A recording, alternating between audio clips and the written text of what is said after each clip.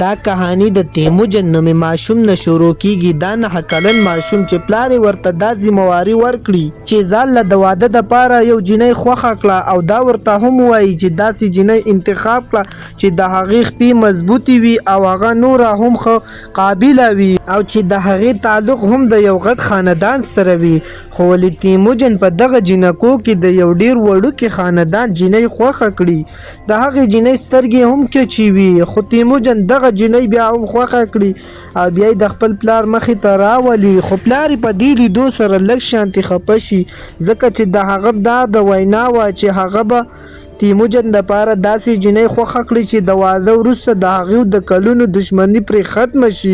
یعنې هغه د خپل دشمن لور خوښه کړي. بیا تیموجن خپلې جوړېدونکې مېرمنې ته د کارغۍ یو هډوکی ورکړي په تحفه کې او بیا ورته وایي چې زه به 15 کاله پس راځم او بیا به تا سره واده کوم. څه موده پس چې دیو واپس راغله نو په لاره کې په دیو باندې توپان او باران راغی. د توپان نه د پټېدو دپاره دیو یو سوري ته ننوتل چې په هغې سوري کې دیو پټ شو. د منګول په قبیلې دا عقیده ده چې کله توپان راشي نو د دیو هغه بوتان ناراضه شوي وي. د دې نه پس دیو ته چې کله موسم صفا شو ولاړل په خپله لاره نو دیو ته مخې ته د دیو دښمنان ناست وو. خو د منګول خاندان دا یو رسم رواج چې کوم ځای پاکې اوبه وي نو هلته به دیو وینه نه تویوي چې په دغه ځای کې دیو یو بل ته پورې راپورې کېناستل. دغه دوران کې د بلې قبیلې یو کس د تیموجن پلار ته د پوي یو کنډولی راوړو. د تیموجن پلار ورله هم په دغه لوښي کې غوښه او داسې نوره سبزي هم ورکړه. تیموجن د پلار د نورو ملګرو د تیموجن پلار د دې پوي د څښلو نه منع کړه ځکه چې هغو ته په دې کې د دیو څه چال ښکارېده. د تیموجن پلار د دیو خبره ونه منله او هغه ټول کنډولی د یقین دپاره پوره وڅکلو. د هغه دا څه خیال و چې دیو به دونه دوکهباز وي او موږ سره به داسې دوکه کوي. د هغې نه پس اس ته وختل او څه لږ ځای پورې لاړو چې په لاره کې په ده به همدغې پویو اثر وکړه او دی راپرېوته او دی په هغه ځای مړ شو. بیا دغلته الټان نومي سړی چې د د مرګ په لیدو سره په خندا شو چې په دغه باندې تیموجن ته غوسه ورغله او هغه د اس نه کته ګزار کو. د تیموجن د پلار د مرګ نه پس الټان دغه ټوله قبیله د خپلې غلامۍ په شکل کې واخیسته او د هغو سردار جوړ شو. ولې د تیموجن مور دا کوشش وکړه چې خلک زما په قبضه کې راشي خو هغه دې ته پرې نه ښودل. دغه ټول خلک یې ته هم خپل غلامۍ طرف ته واړول. تیموجن مور غوښتله چې تیموجن د دې قبیلې سردار جوړ شي ځکه چې منګولو کې کم غټ خلک دي هغو ته خان ویلی کېږي. په اصل کې د دیو د اسلام سره تعلق نشته خو بیا هم دیو ته خان ویلی کېږي. الټان چې دا خبره واورېده نو هغه وویل چې دی به هډو غټېدو ته زه پرېنږدم، تیموجن به زه مړ کم. خو د هغې یو روایت دی چې هغې نه د دغه ټیر نه د ماشوم قد ورکوټوي نو هغه به نه وجني. دی چې د دغه ټیر سره وکوت نو د ده قد ورکوټو نو الټان سوچ وکړه چې زه لږ به غټ شي بیا به یې مړ کړم. د مرګ نه د پټېدو دپاره د تیموجن مور تیموجن یو خوشي غر ته ولېږه. ورته وویل چې زه په دغې غر کې چرته کې پټ شه. چې دی په یخو واورو کې روان و دی د یخنۍ نه بېهوشه شو راوغورځېد چې په دغه دوران کې یو بل ملګری راغی او دی د دغه مرګ نه راوویسته او بچ شو. دی د دغې نه پس د دې دواړو په ښه ملګرتیا دوړه شوه. دې دواړو خپله اینه په یو کنډولي کې وڅڅوله. هغه یې وڅکله چې موږ وسرونه شو. د دواړو دا مقصد و چې موږ به په دې غونډ دیش باندې راج کوو او بیا به په ټوله دنیا راج کوو. خو ده ته پته نه وه چې د ده ملګری جاموخه به مخکې د ده سره یو غټه دوکه کوي. په دغه دوران کې د الټان کسانو یو ځل بیا تیموجن بیا موند او دی بیا یو ځل په زور راوستو چې وس به یې مړ کړو. خو بیا چې دی راغی نو دی بیا هغې ته ودرو دغې ټیر ته نو د ده قد بیا هم کم و. نو الټان په خندا شو ویل چې ده ته د چرګان او نور داسې ښه خوراکونه ورکوي چې دی زر راغټ شي چې ایسته یې مړ کمه. الټان دا هم وی چې کله زه واپس بیا راځم نو چې دی دونه غټ شوی چې زه یې مړ کړم. د تیموجن غوسه نوره هم سیوا کېده او ده ته یې کتل. په دغه دوران کې تیز باران راغی او دوی ټول خپلو تنبوانو ته لاړو. تیموجن بیا یو ځل دغه سیز په سر کړه او وتښتېد د دغه ځای نه چې هلته کې دی په یو کنده کې پټ شو چې په ناڅاپه د برې نه یو ګیدړه راله او د ده طرف ته یې سیکول د خوراک دپاره یې په ده حمله کوله. تیموجن په دغه ځای کې اصل کې سوال د پاره تلو چې هغه سوال وکړي د الله نه چې دا هر څه ترې کټ شي او د دینه آزاد کړي شي د کم جال چې د تا چولې شو خو د دینه د آزاد شو د یو ځل بیا روان اوس په دې منځ کې تقریبا 15 کال تیر شو تیمور یو غټ سړی جوړ شو خو الټان وسوم د تیمور د وینو تګي او په د پسې ګرځیدلو خو الټان ډیر ظالم شو هغه به بیګناه خلک وجل خو تیموجن هم دا قسم کړو چې هغه به خپل قبيله بیرته زکه ترلاسه کوي چې دا د هغه حق دی او بل خو د خپل میرمنې سره هم بورټي سره هم دا وعده کړی و چې زه به تا سره واده کوم نو د هغې د واده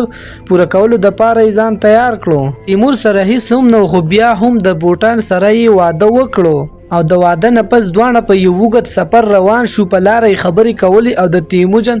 د مور کور ته د سفر دپاره روان شو او ځان یې د تیموجن د مور کور ته ورسولو تیموجن مور خپل انګور ته یعنی د تیموجن خزې ته خپل خاندانی حقهار هم ور په غاړه کړو داسې نورې تحفې ورته هم ورکړي چې په دې سره د دې واده پوره شو او دوی بیا دواړه د کمرې طرف ته روان شو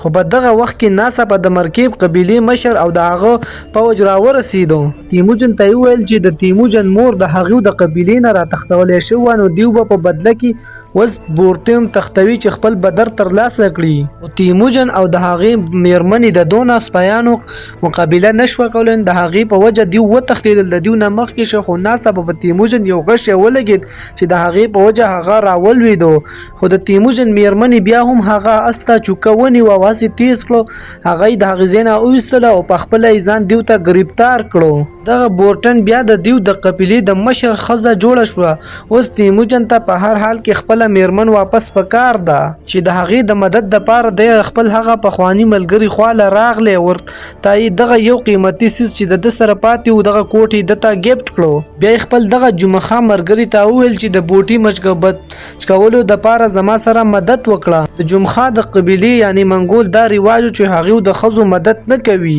بیا یې ورته دا هم ویل چې ته په هغې څه کې تا ته به نورې ښځې هم میلاو شي تا له به زه بله ښځه وکړم تیموجن ویل چې که په هر حالات کې وي زه به خپله بورټین د هغې قبیلې نه اخلم خو خپل دغه ملګری جمعه یې مجبوره کړو چې د هغه سره مدد وکړي بیا ورته جمعه وویل چې د حملې کولو دپاره به لږ انتظار کوو